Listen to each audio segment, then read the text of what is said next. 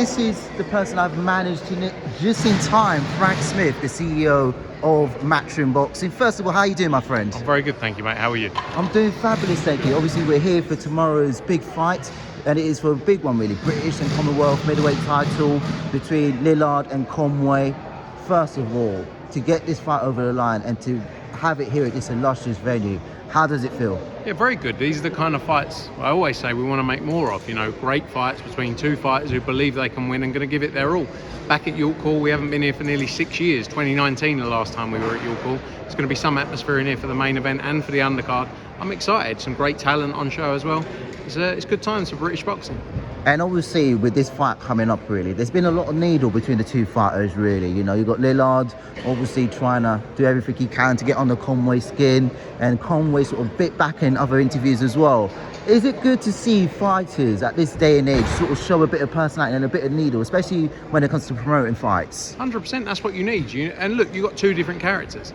Kieran Conway is quiet, is reserved, has been there, done it. George Liddard is brash. And an Essex boy, I said earlier, like, he believes in himself, he's confident. And actually, when you get those two characters together, you can't beat it. Absolutely, and obviously, speaking of Essex, really, you know, it's nice to see someone from Essex sort of be on the card and sort of like trying to win the title, really. How do you think this fight is going to play out tomorrow, really? I'm not going to ask you for predictions, but how do you think the fight is going to play out in terms of stylistic-wise? I think they're going to go for it. I think the two of them are going to go for it from early. Just like the kind of, I said yesterday, the carnage. I like carnage. More carnage. That's what I want. Everybody wants a bit of carnage, really. Carnage in the ring, carnage out the ring. As long as security aren't involved, then we're good. That's right. No, we get the security involved because they've got to earn their money, haven't they? Otherwise, it'll be an easy night's work for them. That is true, though, to be fair. That is true. You know, if, like, security aren't really doing anything, I was just thinking to myself, you know, like, they might as well get paid to do absolutely nothing, but they're there, they do a brilliant job. They're ready to go. And they're ready to go as well. And they had to separate the two fighters, of course, really. But there's other people on the card as well. Shannon Ryan as well. She's on the card as well against Chloe Watson, really. You know, it's good to see women's boxing on this card as well, really. How important is it to see the two fighters really, you know, go at it, really, and be on this card? 100%. These are the kind of fights we want to see, we want to make more of, where it means so much to the winner. The winner of that fight is going to go on to a world title, undoubtedly. You know, they're both here to win. And that's what you got, especially in those three main event fights. Two fighters coming to win, you know, and it's exciting. It's very exciting indeed. And you think about Chloe Watson, you know, and the sort of journey she's been on, sort of to get this fight as well.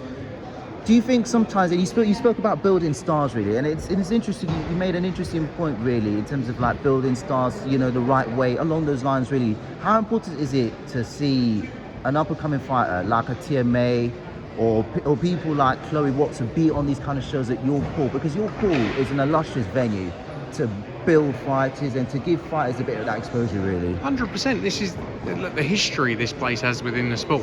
You know, it's a special place to do shows. We haven't done it here for a long time. But when you think back, AJ's fight here. AJ's fought here. Casey Taylor's fought here. You know, Conor Benn's fought here. Look at the moments they've gone on to do, just to name three. You know, so yeah, it's all of these moments build up to where you now see these stars of today. Absolutely, and obviously you said that you haven't had a show here in 6 years, really. And I'm just wondering, you know, is Eddie Hearn going to be here tomorrow? Yeah, Eddie will be here tomorrow. We've got a big day tomorrow. In the morning, we film Tubes and Bullard's Golf Life, the trilogy between us. In the afternoon, we got the Ben Whittaker press conference, and in the evening, we're here back at York Hall for a huge show. And speaking of the Ben Whittaker press conference tomorrow, really, he's just announced that he signed with Matchroom, really. How much of a coup is it to get someone like Ben Whittaker, you know, the talent that he has in the ring, but also the showmanship and the personality he has outside the ring? 100%. He's a superstar. He can go all the way. I don't think he's shown his full ability yet. And we can't wait. We made a big play for him because we believe in Ben Whittaker. Ben Whittaker is a superstar of the sport, a global star. You will not see anyone like him.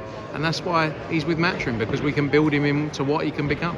And obviously he's seen as a bit of a maverick, you know, and it's interesting we speak about mavericks because in the age of social media, people are a little bit conservative or as we would say, politically correct.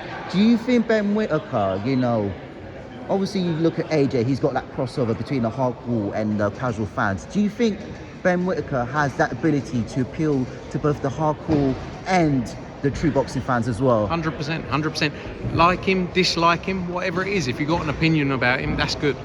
You know, he's a lovely bloke, but people look at him because he's brash, because he's out there, because he showboats, and have a view on him. But he's a lovely guy, and he's going to go all the way to the top, and people are going to tune in to watch him. Boxing fans, casual sports fans, because he's interesting. You know, and I'm excited about the future with him, not just in the UK but globally. And obviously, you know, speaking of globally as well, next month, the big show at Tottenham Hotspur Stadium between Conor Benn and Chris Eubank Jr., the second fight, the rematch, unfinished business, as we say. Want to talk to you a bit more about that fight as well, and how the two camps are sort of doing ahead of this fight. Great fight. Look, you know, Conor Benn's in unbelievable shape. You've seen the clips of Chris Eubank Jr., he's in great shape as well. It's going to be no different to the first fight. No different.